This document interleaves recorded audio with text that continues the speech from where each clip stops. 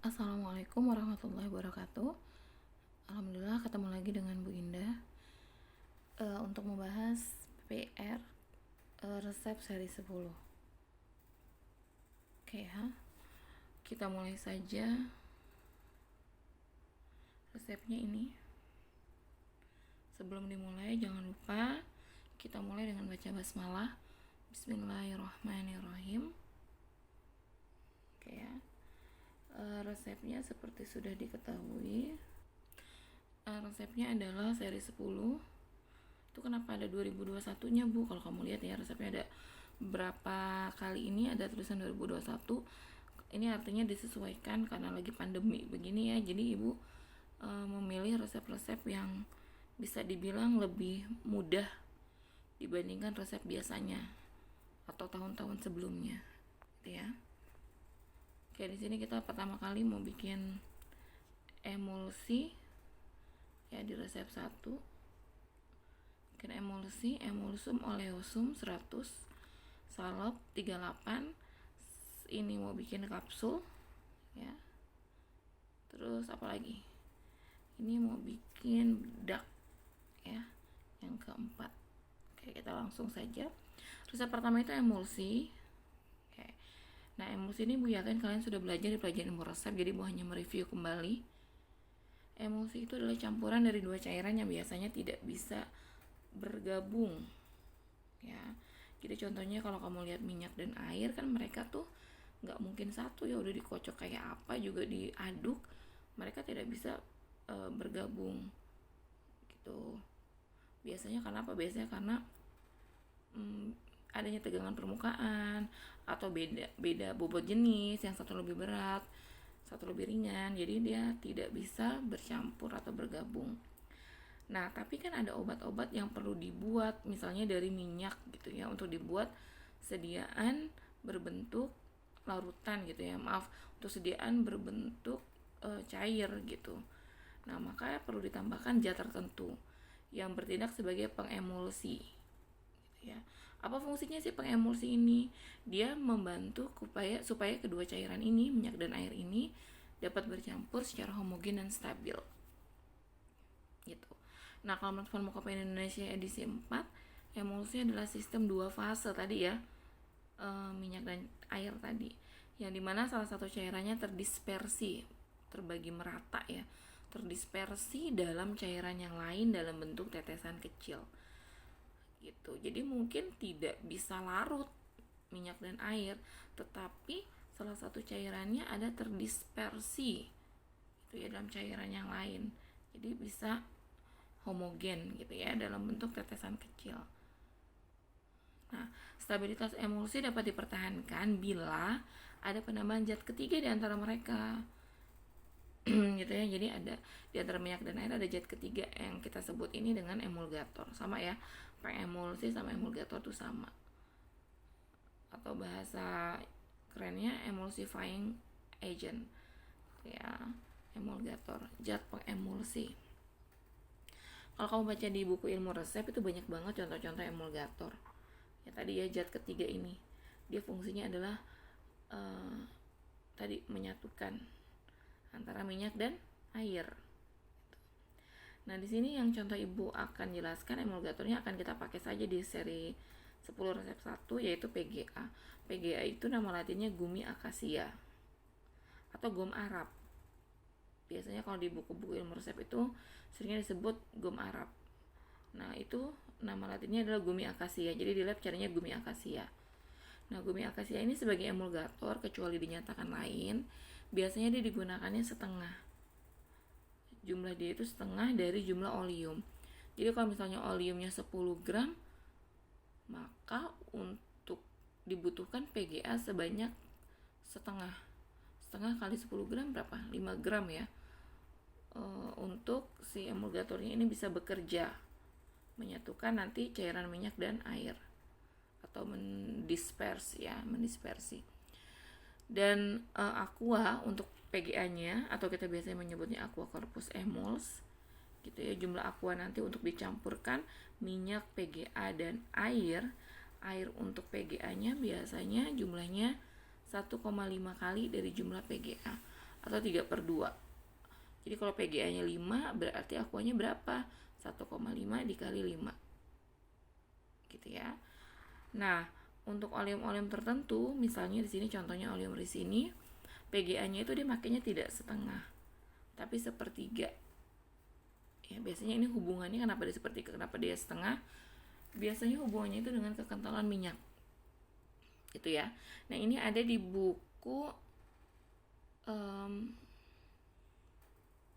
apa ibu lupa. Yang biasa sering kita sebut itu. Ya, jadi ada teorinya di situ. Ya, buku ilmu resep juga ada. Nah, di situ juga ada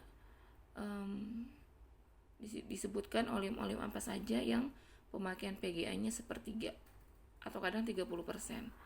Jadi bobot oleumnya. Ya. Dan air untuk PGA-nya kalau pakai PGA-nya sepertiga, air untuk PGA-nya 2,5 kali PGA. Itu. Oke ya. Nah, bagaimana cara pembuatan emulsi? Biasanya teorinya itu ada 3. Ada metode gom kering atau metode kontinental, ada metode gom basah atau metode Inggris, ada metode botol atau metode botol Forbes. Nah, ini kan yang lainnya bisa kalian baca sendiri di teori ilmu resep. Nah, kalau nanti kita pakai adalah metode gom kering. Jadi nanti caranya adalah zat pengemulsi gom Arabnya atau si gumi akasianya ini kita campur dengan minyak. Kalau sudah homogen, ya, jadi kan kebayangkan serbuk dicampur dengan minyak. Ya. Nah, ini harus sampai homogen supaya pengemulsinya itu menyelimuti minyak dulu. Jadi ketika nanti kena air, dia bisa terdistribusi homogen atau terdispersi homogen. Baru kemudian tambahkan air untuk pembentukan korpus emuls. Apa itu korpus emuls? Suatu keadaan di mana nanti minyak, zat pengemulsi dan airnya itu menjadi homogen. Jadi warnanya nanti berubah. Kebayang ya, minyak warnanya kan kuning rata-rata kan. Tuh. Serbuknya warnanya putih. Nanti digerus kan, ditambahkan air. Nah, keadaan korpus emulsi itu ketika mereka sudah homogen. Nanti warnanya itu kurang lebih seperti warna susu kental manis. Jadi warnanya itu homogennya itu dan kentalnya itu kurang lebih seperti susu kental manis. Walaupun nggak sekental itu ya, cuman warnanya harus sampai putih begitu. Kebayangkan tadi kan minyaknya kuning gitu ya. Nah, itu digerus sampai korpus emulsi itu sampai homogen dan jadi berwarna putih. Jadi nggak boleh pecah. Kalau pecah misalnya minyaknya berpisah dengan air, berarti itu nggak korpus emuls, berarti kamu salah. Dan ingat, ini menggerusnya pakai tenaga. Ya, pakai tenaga. Jadi karena apa? Karena semakin kita kuat menggerusnya gitu ya dan cepat, maka terdispersinya juga semakin cepat. Jadi homogennya atau sampai korpus emulsinya lebih cepat. Gitu. Jadi ya mau nggak mau kita ngegerusnya harus cepat dan pakai tenaga. Gitu ya. Nah, kalau misalnya nanti kamu gerus ada minyak, kamu campur dengan serbuk, terus kamu tambahkan air, dia tetap berpisah antara minyak dan airnya, berarti itu kamu belum sampai korpus emuls. Gitu ya. Nah, di sini kalau udah korpus emuls baru bisa ditambahkan atau diencerkan dengan sisa air. Nah, itu insya Allah tidak akan pecah. Kenapa? Karena sudah terjadi korpus emuls. Jadi kalau ditambahkan air lagi tidak akan pecah. Gitu ya. Nah, disinilah letak titik kesulitannya mungkin ya, titik kesulitan pembuatan emulsi. Jadi harus dipastikan zat pengemulsinya gumi akasia atau gum Arabnya itu harus homogen dulu dengan minyak, baru tambahkan air. Airnya itu bukan air panas, air biasa, dan sekaligus langsung digerus cepat. Gitu ya. Baru diencerkan dengan sisa air. Kalau untuk nomor 2 dan nomor 3 silakan kalian baca sendiri teorinya. Oke, di sini kita mau langsung masuk ke resep. Ini kan emulsum oleosum 100 gram. Ini komposisinya ada di farmakope Belanda.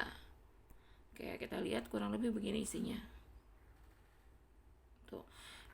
Emulsum oleosum, emulsa ya. Emulsa biji kecuali jika ada ketentuan lain dibuat dari 10 bagian dari bijinya untuk 100 bagian emulsi. Gitu gitu ya, kecuali dinyatakan lain. Jadi konsentrasinya 10/100, berarti sekitar 10% ya. Nah, biji amandel harus dikupas kulit bijinya terlebih dahulu. Nah, kalian bisa baca sendiri. Emulsa dari minyaknya lemak kecuali ada ketentuan lain dibuat dari serbuk gom Arab yang setengahnya beratnya. Gitu. Jadi kalau untuk emulsum oleosum ini minyaknya pakai minyak amandel di sini ya. Nih, jika tidak ada ketentuan perbandingan yang lain, maka untuk 100 bagian emulsi harus digunakan 10 bagian minyak. Gitu ya. Dalam mikstura oleosa ini harus dibuat dengan minyak amandel. Jadi membuat emulsum oleosum ini pertama zat aktifnya adalah amandel. Amandel itu Oleum amygdalarum. Ya. Nah, kalau tidak ada ketentuan lain, perbandingan minyaknya harus 10 bagian dalam 100. Gitu ya. Jadi kalau kita mau bikin 100 gram tadi tuh emulsum oleosum 100 gram, berarti Oleum amygdalarumnya 10. Dari mana? Dari sini tentuannya. Terus PGA-nya berapa? PGA-nya setengah.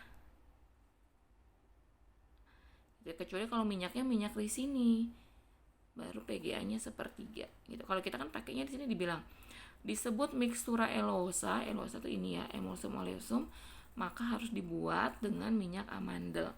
Minyak amandel itu nama latinnya Oleum amygdalarum. Jadi dari sini, dari 2, 3, 4 dari 4 paragraf ini kita bisa menyimpulkan bahwa emulsum oleosum dibuat dari Oleum amygdalarum dengan konsentrasi 10/100. Jadi kalau mau bikin emulsum oleosumnya 200, ya berarti 10% dari 200 berapa? 20/200. Kalau ini bikinnya 100, berarti Oleum amygdalarumnya 10. Bikin emulsi harus pakai PGA. PGA-nya berapa? Setengah dari minyak. Gitu, itu kesimpulan dari sini. Makanya kalian harus tahu, jangan tiba-tiba aja main nulis aja Oleum amygdalarum 10. Ini kan PGA setengah, Aquades at 100, itu dari mana? Ya dari sini, kesimpulan dari sini. Oke ya. Oke, kita langsung saja ke kapal resep cari sendiri. Di sini emulsum oleosum 100, Signa omnimane, tiap pagi 2 sendok makan AC, antasenam sebelum makan. Itu ya. Nah, kita lihat dulu di sini. Ini sebenarnya aqua corpus emuls sebanyak 1,5 kali PGA ini nggak usah diusulin, nggak apa-apa. Kenapa? Karena dia memang harus ada. Gitu ya, memang harus ada. Jadi di sini nggak usah diusul, nggak apa-apa gitu. Jadi di sini komposisinya ini kesimpulan tadi ya, dari 4 paragraf tadi.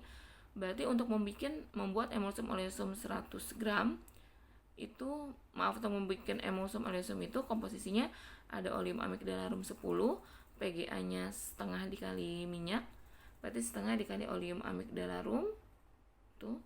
Terus Aquadesnya A100. Kenapa A100 tadi? Karena di sini dibilang nih 10/100 ya. 10/100. Oke. Nah, sekarang emulsum oleosum itu kita mau bikinnya 100, berarti sama juga begini. Oleum amygdalarumnya 10, PGA-nya setengah kali minyak, Aquadesnya A100, sama ya. Monografinya silakan dicari. Monografi juga ini ya, monografinya ini juga nggak perlu. Kenapa tidak perlu? Karena zat aktifnya itu lemaknya ya. Oke, kita masuk ke perhitungan. Oleum amygdalarumnya udah langsung aja 10% dari 100 berapa? 10 kan ini. Terus PGA-nya berapa? Gumi akasianya setengah dikali minyak ya. Gumi akasianya setengah dikali minyak. Tadi minyaknya berapa? 10. Berarti setengah dikali 10 berapa? 5. Kita gedein dulu ya biar kelihatan. Nah, di sini gumi akasianya setengah dikali minyak. Setengah kali 10 5 gram. Nah, aqua corpus emulsi tadi masih ingat teorinya? Yes. Aqua corpus emulsi kalau PGA-nya setengah dari minyak, maka aqua corpus emulsinya 1,5 dari minyak. Minyaknya 5, maaf dari PGA. PGA-nya 5, berarti aqua corpus emulsinya 1,5 dikali 5 berapa? 7,5. Ya. 7,5 itu berarti 7 mili. 0,5-nya itu berarti diteteskan. 1 gramnya 20 tetes, berarti kalau 0,5 berarti 10 tetes. Nah, makanya nanti di sini ada nih usul penetes biasa setara penetes baku, di mana 1 gram aquade sama dengan 20 tetes. Kenapa? Ini muncul setelah kamu bikin perhitungan. Jadi nggak ucuk-ucuk muncul di awal ya, karena kan kita ngitung dulu baru keluar usul ini. Gitu. Jadi usul yang pertama ya kelengkapan resep aja. Kalau usul ini keluarnya setelah kamu buat perhitungan. Aquade sisanya 100. Udah ya, jadi ibu ulang, gumi akasianya setengah dari minyak. Minyaknya 10, aluminium amigdalarumnya berarti setengah kali 10, 5. Aqua untuk PGA-nya 1,5 dari PGA. 1,5 dikali 5, 7,5. Berarti 7 mili, 10 tetes. Kita lanjut. Nah, di sini penimbangannya aluminium amigdalarum sudah ya, bisa dihitung sendiri. Lihat aqua corpus emulsinya 7 mili 10 tetes. Aluminium amigdalarum ini fungsinya laksatif. Ada lagi sebenarnya satu fungsinya dia, cuma lebih sering sebagai laksatif. Ya. Kalau belum tahu laksatif, searching dulu apa itu laksatif. Cari. Nah, teknik pembuatannya kayak tadi, kita pakai cara yang gom kering ya. Oke, kita pakai cara yang pertama ya, metode yang pertama. Nah, di sini lihat, karena mau bikin 100 gram berarti nanti ada tara botol ya. Siapkan alat-alat, setarakan timbangan, tara botol. Nah, di sini kalau semua sudah ditimbang, minyaknya masukin ke dalam lumpang, tambahin PGA. Nah, ini harus pastikan gerus sampai homogen. Baru tambahkan aqua corpus emulsi sekaligus. Gerus kuat sampai corpus emulsi. Bukan larut ya. Corpus emulsi itu adalah kondisi di mana semua sudah homogen. Jadi bukan larut. Tuh. Jadi gerus kuat sampai corpus emulsi. Nah, kalau sudah corpus emulsi, tadi kan ibu udah bilang ya, corpus emulsi itu nanti warnanya itu putih. Ya, atau hampir putih ke kuning-kuningan kayak susu kental manis. Kalau sudah, kamu boleh tanya sama pengawas, Bu, ini saya sudah corpus emulsi belum ya, gitu ya. Kalau sudah corpus emulsi, baru tambahkan aquade secukupnya. Biar apa? Biar mudah dituang ke dalam botol. Ya, tambahkan aquade secukupnya, gerus sampai homogen, baru dimasukkan ke dalam botol. Kalau di dalam lumpangnya masih ada sisa dari emulsinya, kasih lagi aquade secukupnya, sedikit aja buat membilas aja, biar semua obatnya nggak sisa di lumpang. Tuang lagi ke dalam botol, pastikan sampai semuanya masuk ke dalam botol. Jadi emulsinya nggak ada yang sisa-sisa lengket di lumpang. Lumpangnya sudah bersih. Ya, dibilas dengan air secukupnya. Nah, kalau sudah, baru tambahkan aquade sampai 100 gram, dikocok atau homogen, tutup, bersihkan, beri etiket. Nah, emulsi itu wajib banget kita kasih kocok dahulu, wajib banget. Sama kayak suspensi ya. Ya, kalau sudah tinggal lakukan penyerahan.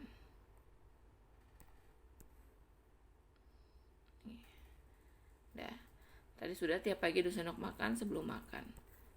Di sini tidak ada yang obat keras ya. Nah, lanjut resep yang kedua adalah salep 38.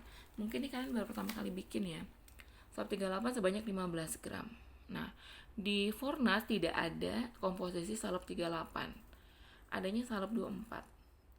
Maka kita usul komposisi salep 38 kita ambil berdasarkan komposisi salep 24 yang terdapat pada Fornas. Nah, kalau udah nanti kita lihat di sini ada sulfur. Nah, sulfur itu jenisnya ada 3. Ya, sublimatum, ada sulfur sublimatum, ada sulfur precipitatum. Ya. Nah, di sini kita pakai yang sulfur precipitatum. Usul lagi. Nah, itu baru bisa usul kalau kita udah lihat komposisi. Nah, kita lihat komposisi salep 24, kita lihat di sini. Aset salisilnya tiap 10 gram salep mengandung aset salisilnya 200 mg, sulfurnya 400 mg. Nah, kita tahu dari mana ya 24? Dari sini nih. Angka 2 dan angka 4. Aset salisilnya 200 mg, sulfurnya 400 mg. Vaselin albumnya hingga itu kan at ya. At 10 gram. Nah, jadi dia adanya salep 24 nih komposisinya. Nah, kalau kita mau bikin salep 38 gimana Bu caranya? Komposisinya sama percis zatnya. Aset salisil, sulfur, vaselin.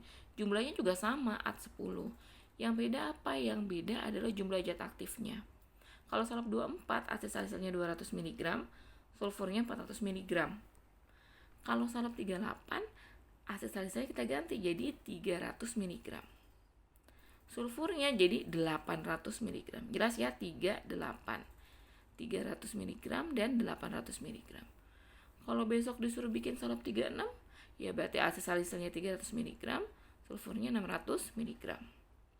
Karena 38 berarti 300 dan 800. Vaselin albumnya nggak boleh berubah, tetap at 10 gram. Oke, makanya masuk ke perhitungan jangan lagi pakai yang 24. Ini kan kita cuma rujukan saja. Sedangkan yang mau kita bikin salep 38. Jadi perhitungan bahan obatnya tetap di sini asalnya pakai yang 38. Ya, 300 mg, sulfur precipitatumnya 800 mg, vaselin albumnya tetap at 10. Nah, dikali 15/10 karena dimintanya di resep kan 15. Ketemulah 450 mg untuk aset salisil. Sulfur PP-nya 1200 mg sama dengan 1,2 gram.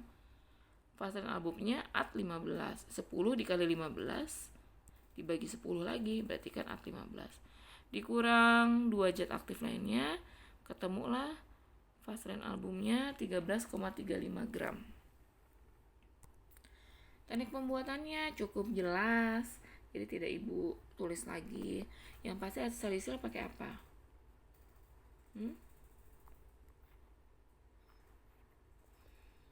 Ini kenapa tidak bisa ya? Aset salisil kan ditambahin apa? Tambah etanol dulu kan? Tambah etanol 95%, 3 tetes, digerus sampai larut, baru tambahkan basis salep. Basis salepnya apa? Ya, vaselin. Sebagian vaselin album. Gerus sampai halus dan homogen. Sisihkan jadi massa 1. Oke. Yang kedua apa? Sulfur. Kalau lumpangnya sudah kosong, masukin sulfur. Digerus halus. Ingat ya, harus digerus halus. Tambah sebagian vaselin album. Tambah massa 1. Tambah sisa vaselin. Gerus sampai halus dan homogen. Setiap penambahan jangan lupa digerus sampai halus dan homogen. Sulfur gerus halus tambah vaselin tambah sebagian vaselin gerus sampai halus dan homogen. Tambah massa 1 gerus sampai halus dan homogen. Tambah sisa vaselin gerus sampai halus dan homogen. Gitu ya. Orang kamu jelasin kok tetap aja dijelasin ya. Harusnya ini sudah tidak usah dijelaskan. Kan udah pada pinter kalau salep mah. Ya, kalau lebih dari 1 zat aktif ya berarti bikin massa 1. Tuh. Udah ya. Kita lanjut resep yang ketiga. Ini juga sebenarnya cukup biasa sudah dibuat. Buat kapsul. CTM 0,01, amoni kloridanya 1 gram, natri sitratnya 1 gram, Misevak Lege Artis. Lege Artis itu kayak di kelas 10 ya, dibuat sesuai aturan. Lege Art sebenarnya seni gitu ya, dibuat tapi sesuai dengan aturan. Lege Artis itu gitu, dibuat sesuai dengan aturan yang berlaku untuk resep ini. Kita lihat dari sifat zatnya dan lain sebagainya. Numero 10 nggak ada DTD ya, nggak ada DTD, berarti ini nggak usah dikali 10. Berarti CTM ambil 10 mg, amoni klorida 1 gram, natri sitrat 1 gram. Oke, karena CTM-nya 10 mg, maka nanti kita bikin pengenceran CTM. Oke, paraf dokter, terus nggak ada signanya. Signanya kamu usul baru ada Dain Caps 1.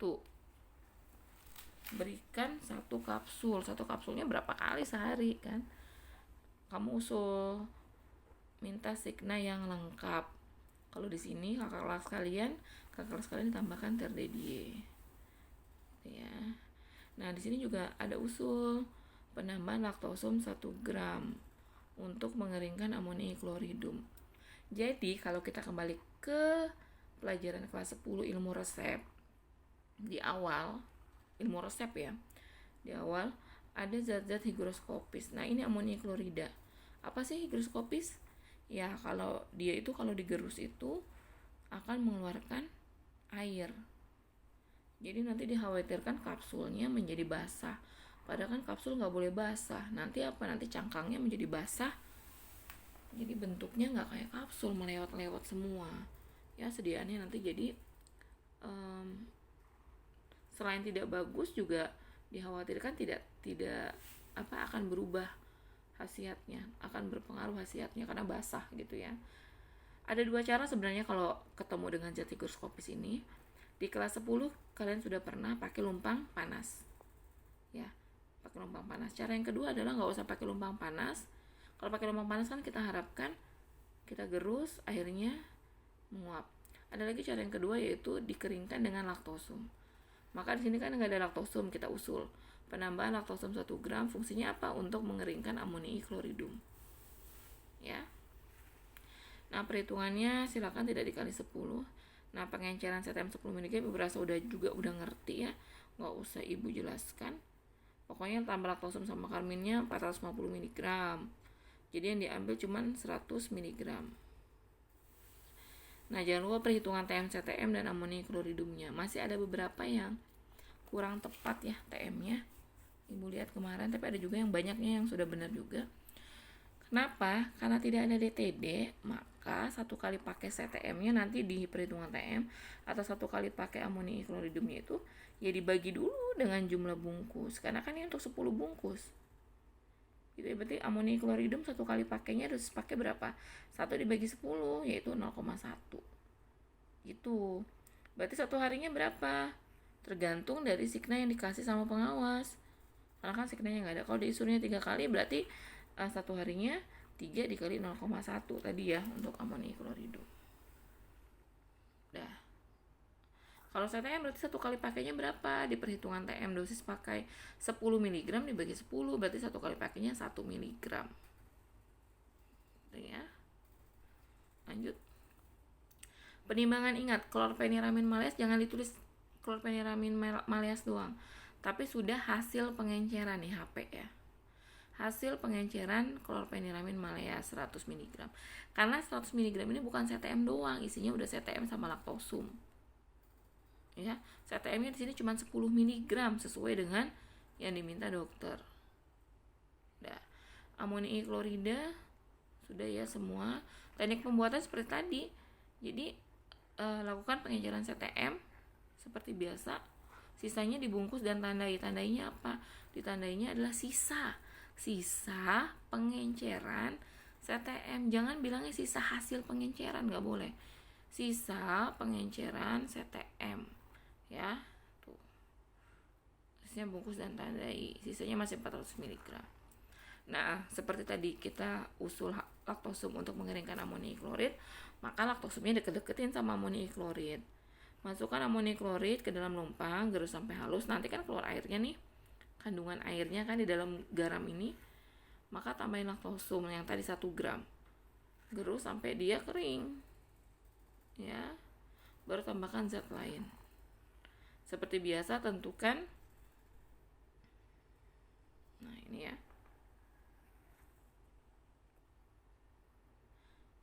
udah. Seperti biasa kita tentukan nanti bobot rata-rata. Kalau kalian nimbangnya benar sih memang harusnya kalau kita hitungnya 1, 2, 3 3,1 beratnya ya. Cuma nanti jangan ngikutin tuh kan teorinya ya. Nanti kamu kasih tahu ke pengawas bobot seluruh serbuk saya misalnya 3 gram atau 3,1 atau 2,9 gitu ya. Harusnya sih tidak boleh lebih dari 3,1. Ini kalau kakak kelas kalian pas nih dia nih, berarti dia nimbangnya bagus ya. Nah, kalau sudah seperti biasa, pakai nomor kapsul yang berapa nanti di sini tulis, dibagi seperti biasa, terus baru dimasukkan ke dalam cangkang kapsul ya, jangan sampai berantakan terus sampai bunyi ceklek gitu ya. Udah, beri etiket. Nah, tadi berarti signanya tergantung dari signa yang diberikan oleh pengawas. Kalau TRDDie berarti 3 kali sehari 1 kapsul. Kalau dikasih bis DDie berarti 2 kali sehari 1 kapsul. Ya. Nah, ini resep yang keempat ini adalah mau bikin bedak. Kalamin nanti warnanya agak-agak pink ya, pink kemerahan. 5%, zinc oksidnya 10%, talkumnya 20. Ingat nggak ada atnya nih. Nggak ada at, berarti nanti berapa sih yang mau ditimbang ya harus ditambah semuanya karena nggak ada at. Kecuali kalau talkum at 20, baru kita nimbang bedaknya di akhir itu 20. Ini nggak ada at, maka nanti kita jumlah semuanya. Oke ya, signa TRDDie UE. Karena nggak ada atnya maka perhitungannya nggak bisa langsung 5% dikali 20. Jadi 20 itu berapa persen? Jadi 100% dikurang 5% dikurang 10%. Berarti talkum itu yang 20 gram itu dia bukan 100% tapi 85%. Maka perhitungan kalaminnya jadinya 5% per 85% dikali 20. Ketemu 1,176. Zinc oksidnya 10% per 85% dikali 20. Ketemu 2,353. Talkumnya 20. Ya 20. Ingat semua ditambah 10%. Ditambah 10% sama dengan dikali 1,1. Ketemulah kalaminnya 1,294. Kalau tidak punya anak timbangan 2 mg, silakan ini di ACC menjadi 1,295.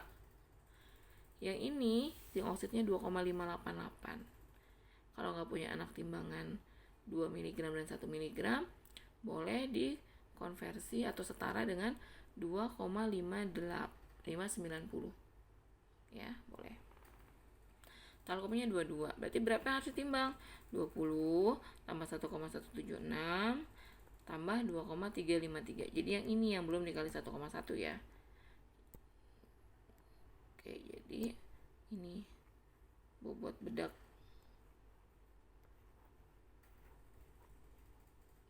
akhir. Oke, jadi ketemu yang mau ditimbang itu 23,529 gram. Oke, nggak punya alat timbangan 1 mg dengan 2 mg ya sudah, usul 23,530 gitu ya. Oke, harus ngerti. Oke, kalau sudah ini penimbangannya ya. Teknik pembuatannya berasa juga kalian sudah mengerti ya. Zinc oksid jangan lupa ditimbang dulu sebelum diayak dulu sebelum ditimbang. Ini bahasanya paling benar nih, timbang zinc oksid yang sudah diayak dengan ayakan nomor 100. Itu ya, silahkan kerjakan sendiri. Signanya 3 kali sehari untuk pemakaian luar ya. Kalamin itu tuh zat yang ada di kaladin. Tahu kaladin kan yang warna pink? Nah itu kalamin. Kalian dulu pernah bikin juga ya rosio kalamin kan. Nah ini dalam bedak, berarti gatel juga nih untuk gatal-gatal. Udah, Ibu cukupkan sampai di sini. Kalau masih ada yang belum jelas silakan ditanya, jangan diem aja. Ibu tunggu pertanyaannya, Ibu tunggu diskusinya di grup.